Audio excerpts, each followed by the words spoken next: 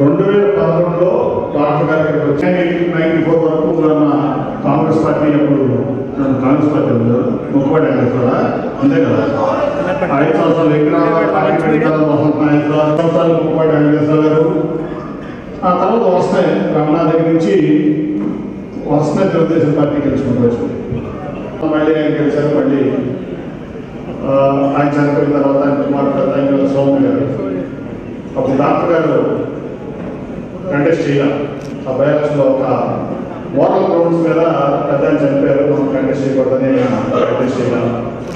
ఆ తర్వాత మళ్ళీ డాక్టర్ గారు 2014లో 5,000తో స్వల్ప తేడాతో తమిళ వ్యవహారం మీద డాక్టర్ ఓడిపోయారు.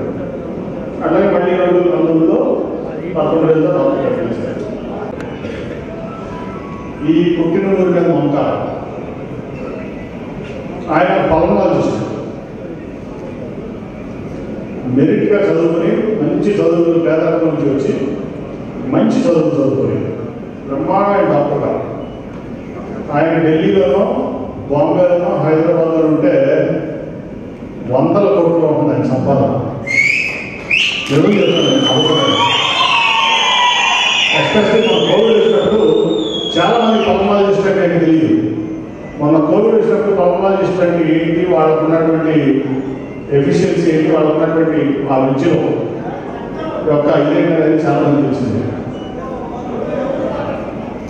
అట్లాగే అరుణ్ కుమార్ గారు, నేను ఎమ్మెల్సీ కూడా అరుణ్ కుమార్ గారిని కలవాలా.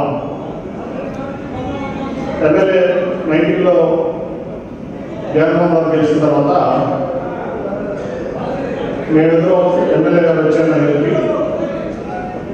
మీరు నందిగా డెవలప్మెంట్ సహకరించాలని కోరారు. తప్పకుండా అండి, నాకు ఎలక్షన్ 2 నెలలే నేను రాజకీయం చూస్తాను, మా పార్టీ కోసం నేను పోరాడతాను, మిగతా సమయంలో నేను కేవలం ఈ ప్రాంత అభివృద్ధి ఇక్కడ ప్రజలు మంచి నాకు సంభవం అని చెప్పాను.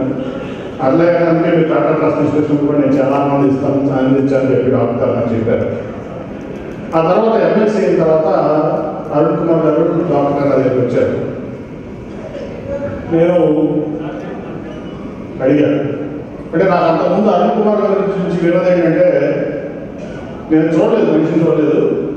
అట్లాగే రకరకాల స్టోరీస్ ఇప్పుడు నాకు చెప్పాడు అరుణ్ కుమార్ గారు, ఏదో పెట్టారు రకరకాల స్టోరీస్ చెప్పాడు మా తెలుగుదేశం వాళ్ళు బ్రదర్స్ ఇద్దరు మీద. డాక్టర్ గారు నాకు తెలుసు అరుణ్ కుమార్ గారి మీద పెద్ద రౌడీ గోండా అది నేను చదువుకోలేదనుకున్నాను. నిజంగా చెప్తాను, నేను అవుతా చెప్తున్నాను.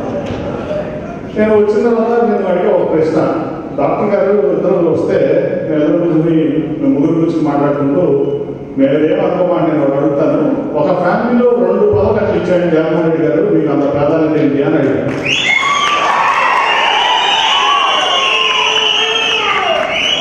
మేము ముగ్గురు కూర్చున్నాం, మేము ఇద్దరు మాత్రమే ఉన్నాం.